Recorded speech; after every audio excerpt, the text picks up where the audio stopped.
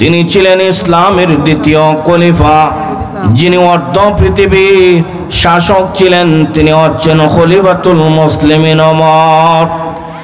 সেই খলিফাতুল মুসলিমিন ওমর রাদিয়াল্লাহু তাআলা আনহু যখন খলিফা, তখন তিনি সারাদিন কোষাগারের মধ্যে সরকারি কাজ করতেন, সরকারি ডিউটি পালন করতেন। রাত্রি বেলা ঘুমিয়ে থাকতেন না, প্রতিটি ঘরে ঘরে খোঁজ খবর নিতেন। খলিফাতুল মুসলিমিন ওমর রাদিয়াল্লাহু তাআলা আনহু একদিন ঘর থেকে বের হয়েছেন তিনি মানুষদের খোঁজ খবর নেওয়ার জন্য। তিনি যখন গভীর রজনীতে হাঁটতে আরম্ভ করলেন, একটি ঘরের কাছে গেলেন, গিয়ে দেখলেন কি যেন শোনা যায় চুপি চুপি আওয়াজ। খলিফাতুল মুসলিমিন ওমর তাদের আওয়াজ শোনার জন্য দাঁড়িয়ে গেছেন। এমন সময় শোনা যাক মা তার মেয়েকে বলতেছে, ও আমার মেয়ে,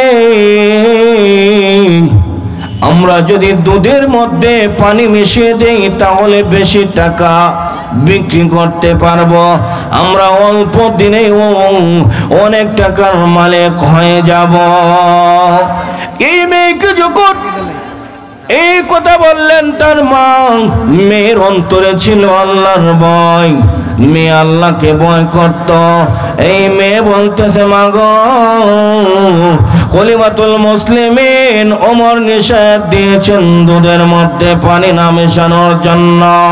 তখন মা বলতে লাগলো, ও আমার মেয়ে, গভীর রজনী, চতুর্দিকে সমস্ত মানুষ ঘুমিয়ে গেছে, পাখিগুলো ঘুমিয়ে গেছে, এমন সময় তো খলিফাতুল মুসলিমিন ওমর তো কোনোভাবে খোঁজ পাবেন না। এমন সময় ওই আল্লাহকে ভয় করে মেয়েটা বলতে লাগলো, আমার মা গো, খলিফাতুল মুসলিমিন ওমর হয়তো দেখবে না, খলিফাতুল মুসলিমিন ওমর হয়তো শুনবে না, কিন্তু খলিফাতুল মুসলিমিনের রব, তোমার রব, আমার রব আল্লাহ রাব্বুল আলামিন তো দেখতেছেন। এই মেয়েটার অন্তরে আল্লাহর ভয় ছিল, আল্লাহ রাব্বুল আলামিনকে ওই মেয়েটা ভয় করত। এই মেয়েটার অন্তরে ছিল আখিরাতের ভয়, দুনিয়াকে এই মেয়ে পিছনে ফেলে দিয়েছিল। শেষ পর্যন্ত দেখা যায় খলিফাতুল মুসলিমিন ওমর এই ঘটনা শুনে ফেললেন। পরের দিন খলিফাতুল মুসলিমিন ওমর সেনাবাহিনী পাঠিয়ে দিলেন, যাও যাও এই মেয়েকে আর মাকে তুলে নিয়ে আসো।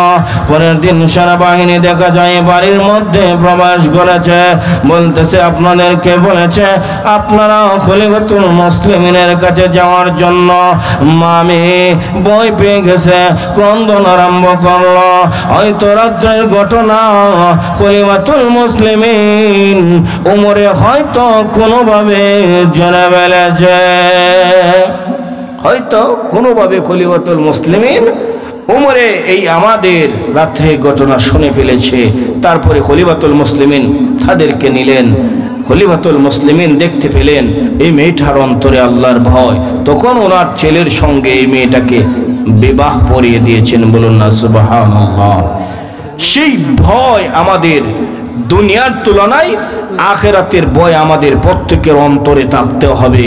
খলিফাতুল মুসলিমিন ওমর রাদিয়াল্লাহু তাআলা আনহুর জামানার আরেকটা ঘটনা বলছি।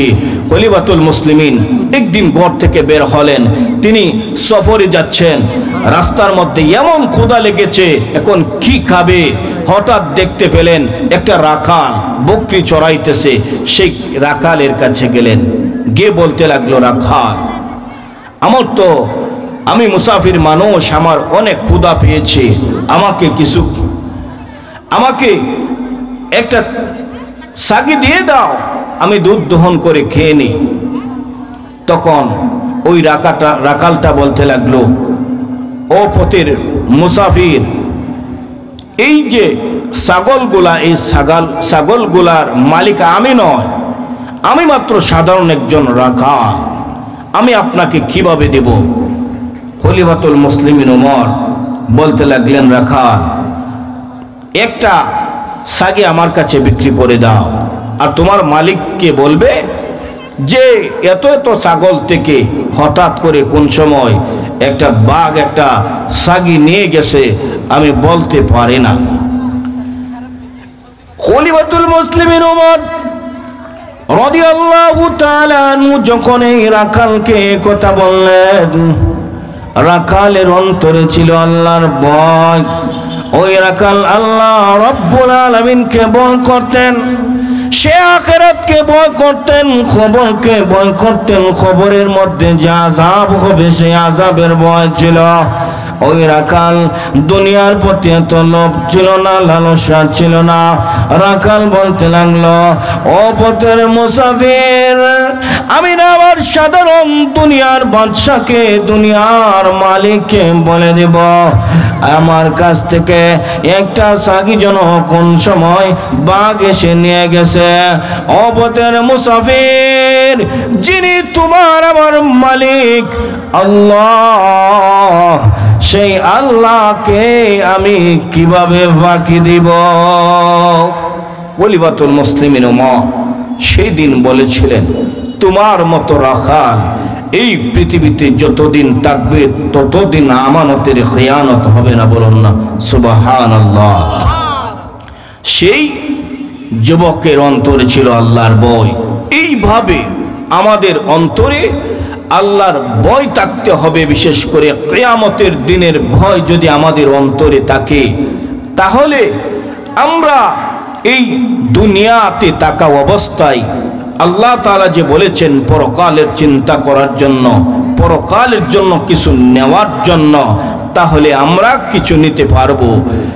এই দুনিয়া, হাদিসের মধ্যে এসেছে আদ-দুনিয়া মাজরাতুল আখিরা, দুনিয়াটা হচ্ছে আখিরাতের ক্ষেত স্বরূপ। এই দুনিয়ার মধ্যে যদি আমরা থেকে এখন নেক আমল করতে না পারি, আমরা যদি নেক আমলের চিন্তা না করতে পারি, তাহলে আর কখন করব?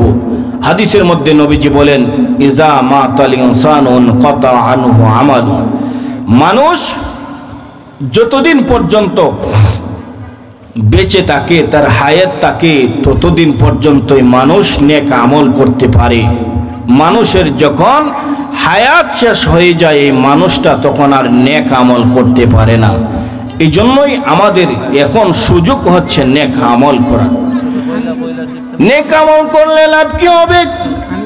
আল্লাহ রাব্বুল আলামিন পবিত্র কোরআনুল কারীমের সূরা ৩ এর মধ্যে বলে দিয়েছেন, ইল্লাল্লাযীনা আমানু ওয়া আমিলুস সালিহাত ফালাহুম আজরুন গায়রু মামনুন। আল্লাহ রাব্বুল আলামিন বলেন, যারা নেক আমল করে, যারা ঈমান আনয়ন করে এবং নেক আমল করে, আল্লাহ রাব্বুল আলামিন তাদের জন্য বড় পুরস্কার রেখে দিয়েছেন। মুফাসসিরে কেরাম বলেন, আল্লাহ রাব্বুল আলামিন ওই সমস্ত মানুষদের জন্য যারা ঈমান আনয়ন করবে এবং নেক আমল করবে, আল্লাহ রাব্বুল আলামিন তাদের জন্য পুরস্কার স্বরূপ রেখে দিয়েছেন জান্নাত। বলুন না সুবহানাল্লাহ। জান্নাত আল্লাহ রাব্বুল আলামিন আপনাকে আমাকে দেওয়ার জন্য আল্লাহ এই এত বড় পুরস্কার রেখে দিয়েছেন। কারণ জান্নাত যদি আমরা পেয়ে যাই, আমাদের আর কোনো কিছু লাগবে না। জান্নাতে আমাদের সবচেয়ে বড় পুরস্কার, সেই পুরস্কার আল্লাহ রাব্বুল আলামিন আপনার আমার জন্য রেডি করে রেখে দিয়েছেন। এই জন্যই আল্লাহ রাব্বুল আলামিন বলেন, ইল্লাল্লাযীনা আমানু ওয়া আমিলুস সালিহাত ফালাহুম আজরুন গায়রু মামনুন। আল্লাহ রাব্বুল আলামিন বলতেছেন, পৃথিবীর মানুষেরা রে, যদি তোমরা নেক আমল করো, ঈমান আনয়ন করো এবং নেক আমল করো, আমি আল্লাহ রাব্বুল আলামিন তোমাদের জন্য জান্নাত রেডি করে রেখে দিয়েছি। এই জন্য ভাইরা আমার, আল্লাহ রাব্বুল আলামিন বলতেছেন ফাআম্মা মান তাগা ওয়া আসারাল হায়াতাদ দুনিয়া ফাইন্নাল জাহিমা হিয়াল মাওয়া। আল্লাহ রাব্বুল আলামিন বলতেছেন যারা সীমা লঙ্ঘন করেছে এবং এই পৃথিবীকে দুনিয়াকে অগ্রাধিকার দিয়েছে, ও পৃথিবীর মানুষ তোমরা জানোনি ওই মানুষের ঠিকানা কোথায় হবে? আল্লাহ রাব্বুল আলামিন বলে দিয়েছেন পৃথিবীর মানুষেরা রে, যদি এই দুনিয়াকে আঁকড়ে ধরো, দুনিয়ার পিছনে পড়ে যাও, টাকার পিছনে পড়ে যাও, অর্থের পিছনে পড়ে যাও, বিবির পিছনে পড়ে যাও, সন্তানের পিছনে পড়ে যাও, মা বাবার পিছনে পড়ে যাও, ব্যবসার পিছনে পড়ে যাও, চাকরির পিছনে পড়ে যাও, তোমরা আখিরাতকে অগ্রাধিকার দাও না।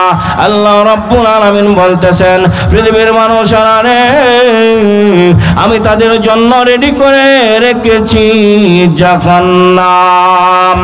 তারপরে আল্লাহ রাব্বুল আলামিন বলতেছেন যে ওয়া আম্মা মান খাফা, যারা আল্লাহ রাব্বুল আলামিনের কাছে দণ্ডায়মান হওয়াকে ভয় করে, ওয়া আম্মা মান খাফা মাকামা রাব্বিহি ওয়া নাহান নাফসা আনিল হাওয়া। আল্লাহ রাব্বুল আলামিন বলতেছেন যারা তার প্রভুর সম্মুখে দণ্ডায়মান হওয়াকে ভয় করে এবং নিজের নফসকে বিভিন্ন গুনাহ কাজ থেকে তার আত্মাকে হেফাজত রেখেছে, গুনার কাজ থেকে তার নফসকে হেফাজত করিয়েছে, কি গুনাহ হারাম কাজ থেকে তার নফসকে বিরত রেখে দিয়েছে, আমানতের খেয়ানত করেনি, ঝগড়া ফাসাদ করেনি, মানুষের সাথে অন্যায় ব্যবহার করেনি, মানুষদেরকে হত্যা করেনি, যারা তাদের নফসকে গুনাহ থেকে বিরত রেখেছে। আল্লাহ রাব্বুল আলামিন বলতেছেন পৃথিবীর মানুষেরা রে, যারা ওই দিন তার প্রভুর নিকট দণ্ডায়মান হওয়াকে ভয় করে। এখানে কোন দিনের কথা বলতেছেন? আল্লাহ রাব্বুল আলামিন বলেন ফামা ইউকাযযিবুকা বা'দু বিদ্দিন, তারা কি বিশ্বাস করে না? আল্লাহ রাব্বুল আলামিন বলতেছেন ওই দিনের ব্যাপারে তারা কি বিশ্বাস হয় না? আমি রব্বুল আলামিনের সম্মুখে দাঁড়াতে হবে, আমি আল্লাহ রাব্বুল আলামিনের কাছে তারা নত হতে হবে, বিচার কায়েম হবে, আমি আল্লাহ রাব্বুল আলামিন তাদেরকে জিজ্ঞাসা করব। এমনকি তাদের বিশ্বাস হয় না এই দিনকে, যারা বিশ্বাস করে না ওই দিন যে হাসর হবে, কিয়ামতের মাঠ কায়েম করা হবে, বিচারের দিন কায়েম করা হবে, ওই দিনকে কি তারা বিশ্বাস করে না। আল্লাহ রাব্বুল আলামিন কোন দিনের কথা বলতেছেন? আল্লাহ রাব্বুল আলামিন কিয়ামতের দিন ও হাসরের ময়দানের কথা বলতেছেন, যে সময় প্রত্যেকটা মানুষ ফামান ইয়ামাল মিসকালা যাররাতিন খায়রান ইয়ারা ওয়া মান ইয়ামাল মিসকালা যাররাতিন শাররান ইয়ারা। সেই দিনে এমন একদিন যেদিন প্রত্যেকটা মানুষ তারা আমলের যে সমস্ত ভালো কাজ করেছে, যাররা পরিমাণও যদি ভালো কাজ করে, আল্লাহ তাআলা যাররা যাররা হিসাবে ওই কিয়ামতের ময়দানে মানুষের কাছ থেকে হিসাব নেবেন। সর্বপ্রথম আল্লাহ রাব্বুল আলামিন ঘোষণা করে দিবেন, আল্লাহ রাব্বুল আলামিনের পক্ষ থেকে ঘোষণা আসবে যে সমস্ত মানুষ এই দণ্ডায়মান হওয়ার সময় সমস্ত মানুষ পেরেশান হয়ে যাবে। এত সময় দাঁড়ানোর কারণে মানুষ হইচই করা আরম্ভ করে দিবে, তছনছ করা আরম্ভ করে দিবে, মানুষেরা কাঁপতে আরম্ভ করবে। সেই দিন সমস্ত মানুষ চলে যাবেন হযরত আদম আলাইহিস সালাতু ওয়াস সালামের দিকে।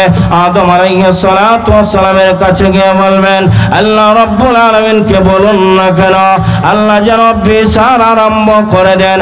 আদম আলাইহিস সালাতু ওয়াস সালাম বলবেন, আমার দ্বারা সম্ভব হবে না, তোমরা চলে যাও।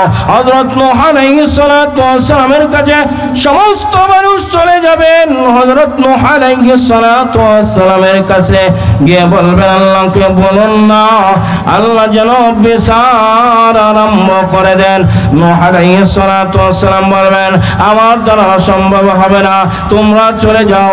আল্লাহর খলিল, আল্লাহর বন্ধু হযরত হযরত ইব্রাহিম আলাইহিস সালাতু ওয়াস সালামের কাছে সমস্ত মানুষ চলে যাবেন। ইব্রাহিম আলাইহিস সালাতু ওয়াস সালামের কাছে গিয়ে বলবেন, আল্লাহকে বলুন না আপনি আল্লাহ তাআলার প্রিয়, আল্লাহর খলিল, আল্লাহর বন্ধু, আল্লাহকে বলুন না বিচার যেন আরম্ভ করে দেন। ইব্রাহিম আলাইহিস সালাতু ওয়াস সালাম বলবেন, আমার দ্বারা সম্ভব হবে না, তোমরা চলে যাও। বনে ইসরাঈলের নবী হযরত মূসা আলাইহিস সালাতু ওয়াস সালামের কাছে সমস্ত মানুষ চলে যাবেন। মূসা আলাইহিস সালাতু ওয়াস সালামের কাছে মূসা আলাইহিস সালাতু ওয়াস সালামকে গিয়ে বলবেন, আল্লাহ রাব্বুল আলামিনকে বলুন না আল্লাহ যেন বিচার আরম্ভ করে দেন, আমরা সহ্য করতে পারতেছি না। মূসা আলাইহিস সালাতু ওয়াস সালাম বলবেন, আমার দ্বারা সম্ভব হবে না, তোমরা চলে যাও। হযরত ঈসা আলাইহিস সালাতু ওয়াস সালামের কাছে সমস্ত মানুষ চলে যাবে। হযরত ঈসা আলাইহিস সালাতু ওয়াস সালামের কাছে গিয়ে বলবেন, আল্লাহকে বলুন না আল্লাহ যেন বিচার আরম্ভ করে দেন, আল্লাহ যেন বিচার আরম্ভ করে দেন। তখন ঈসা আলাইহিস সালাতু ওয়াস সালাম বলবেন, আমার দ্বারা সম্ভব হবে না, তোমরা চলে যাও। শেষ জমানার নবী নবী মুহাম্মদুর রাসূলুল্লাহ সাল্লাল্লাহু আলাইহি ওয়াসাল্লামের কাছে সমস্ত মানুষ পেরেশান অবস্থায় চলে যাবেন। হযরত মুহাম্মদুর রাসূলুল্লাহ সাল্লাল্লাহু আলাইহি ওয়াসাল্লামের কাছে গিয়ে বলবেন, ওগো নবীজি, ওগো আল্লাহর প্রিয় মাহবুব, আল্লাহকে বলুন না আল্লাহ যেন বিচার আরম্ভ করে দেন। আল্লাহর নবী বিশ্ব নবী রাহমাতুল লিল আলামিন সিজদার মধ্যে পড়ে যাবেন। আল্লাহ রাব্বুল আলামিন যতক্ষণ না বলবেন, বন্ধু আমার মাথা উঠাও, সেই সময় পর্যন্ত আল্লাহর নবী বিশ্ব নবী রাহমাতুল লিল আলামিন সিজদা অবস্থায় থাকবেন। অনেক পর আল্লাহ রাব্বুল আলামিনের পক্ষ থেকে ঘোষণা আসবে, নবী আমার আপনি এমন অবস্থায় কেন করতেছেন, এত লম্বা সিজদা কেন দিয়েছেন? আল্লাহ রাব্বুল আলামিনের প্রিয় হাবিব নবী মুহাম্মদুর রাসূলুল্লাহ বলবেন, প্রভু যতক্ষণ পর্যন্ত আপনি আমার উম্মতদিগকে মাফ না করবেন ততক্ষণ পর্যন্ত আমি সিজদা থেকে উঠব না।